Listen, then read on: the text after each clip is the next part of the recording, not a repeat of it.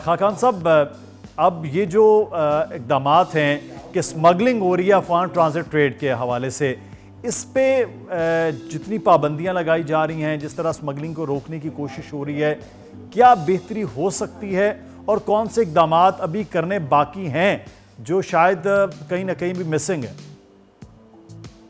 देखिए, पाकिस्तान को ये बहुत अरसे से अफगान ट्रांजिट ट्रेड एग्रीमेंट को रिव्यू करना चाहिए था। इसमें वो आइटम्स जो अफगानिस्तान में इस्तेमाल ही नहीं होते या उनका कोई ताल्लुक ही नहीं है अफगानिस्तान की इकॉनमी से, उनको सीरियसली बैन करना चाहिए था। जैसे कि अभी हमने कुछ आइटम्स को जाकर बैन किया है, जिसमें टायर, कॉस्मेटिक्स, होम अप्लायंसेस। सो इसका असर पाकिस्तान की इनफॉर्मल सेक्टर को बढ़ाने पे तो है ही है, पाकिस्तान की अपनी इंडस्ट्री को बहुत डिस्टर्ब करती है ये चीज़। बिकॉज अगर ये सारे आइटम्स बगैर ड्यूटी के, बगैर टैक्सेस के पाकिस्तान में बिकेंगे, तो पाकिस्तान की बनी हुई इस्त्री जो है वो कैसे कम्पीट करेगी? पाकिस्तान की बनी हुई सिलाई मशीन कैसे कम्पीट करेगी? पाकिस्तान के अप्लायंसेस को इनफॉर्मल सेक्टर से कम्पीट करने में मुश्किल आएगी और हमारी अपनी इकॉनमी की जो स्मॉल एंड मीडियम एंटरप्राइजेस हैं वो डिफिकल्टी में रहेंगी। ये तो एक बात हुई। फिर दूसरा ये सोचिए कि ये सारा जो माल आता है, इसकी आखिर $1 की पेमेंट होती है।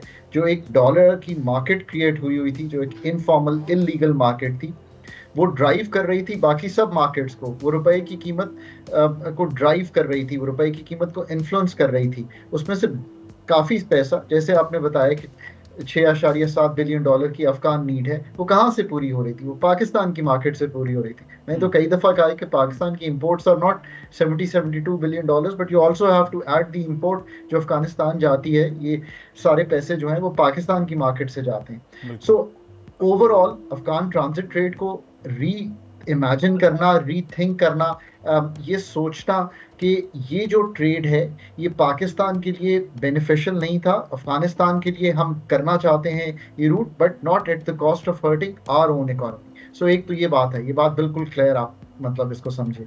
दूसरी बात, स्मगलिंग। स्मगलिंग तो देखिए ना, हर्ट करती है। अगर पाकिस्तान में शॉर्टफॉल होती है शुगर की, तो वो क्यों हुई? 2.5 लाख टन की हमने इजाज़त दी थी, आई थिंक, जाने की। जो इंपोर्ट हमने अलाउ की, कंसिडरिंग कि हमारे पास इतनी सरप्लस चीनी जो थी वो मौजूद थी। बट बाद में ये पता चला कि 5-6-7 लाख टन। अब आप कहेंगे मैं 5-6-7 लाख क्यों कह रहा हूँ? क्योंकि ये एनेक्डोटल एविडेंस पे बेस्ड चीज़ें हैं, यानी कि ये कोई एविडेंस ऐसा नहीं है जो हमें एग्जैक्टली मालूम हो। ये तो एनेक्डोटल एविडेंस है जो हमने सुना। सो उससे एक पाकिस्तान में शॉर्टफॉल हुई, कीमत $200 से ऊपर चली गई, लोगों ने होर्डिंग शुरू कर दी। सो ये तीसरा असर है कि अगर होर्डिंग होगी, लोग रोक लेंगे, गोदाम भर लेंगे।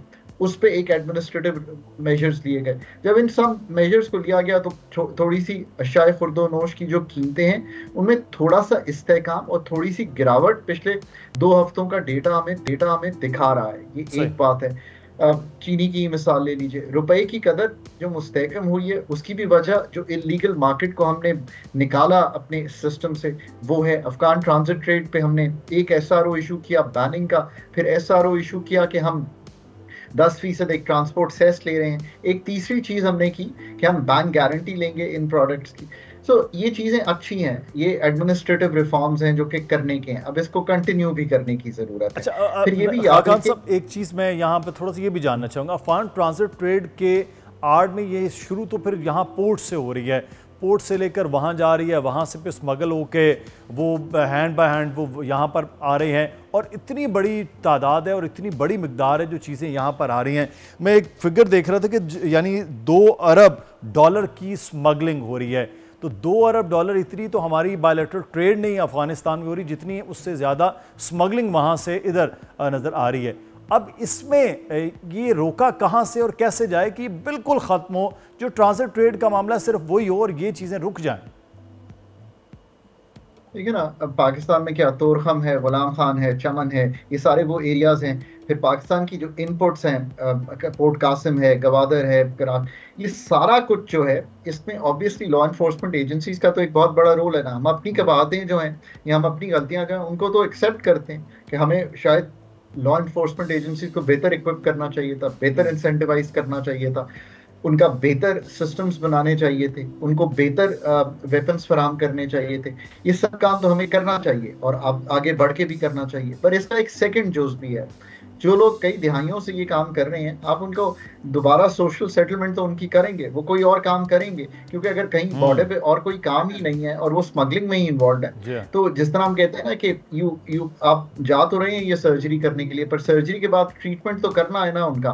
वो ट्रीटमेंट क्या है? वो ट्रीटमेंट यही है ना कि उनको रीसेटल करना है, कोई नई नौकरियां क्रिएट हो, या वो किसी और कारोबार में इन्वॉल्व हो, या वो मेन इकोनॉमी का हिस्सा बने, वो नौकरियों में किसी और शहर में आए। अगर बलूचिस्तान में वाकई हम आगे लेके चलते हैं माइंस एंड मिनरल्स को, तो वहाँ नौकरियां बने, तो ये सारा काम भी करना पड़ेगा।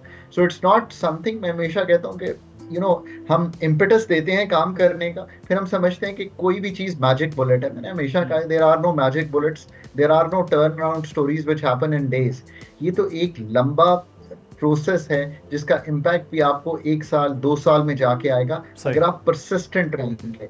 अब ये इफेक्ट हमने तोड़ना नहीं है, that's the most important thing to think. बिल्कुल, ये है कि इसके असरात जो हैं वो with the passage of time आएंगे, लेकिन जो आपने बड़ी ज़बरदस्त बात की कि इसको कॉन्टीन्यूटी जो है वो इसकी होनी चाहिए। बहुत शुक्रिया खाकान नजीब साहब। सब्सक्राइब करें और बेल दबाएं ताकि कोई खबर रह न जाए।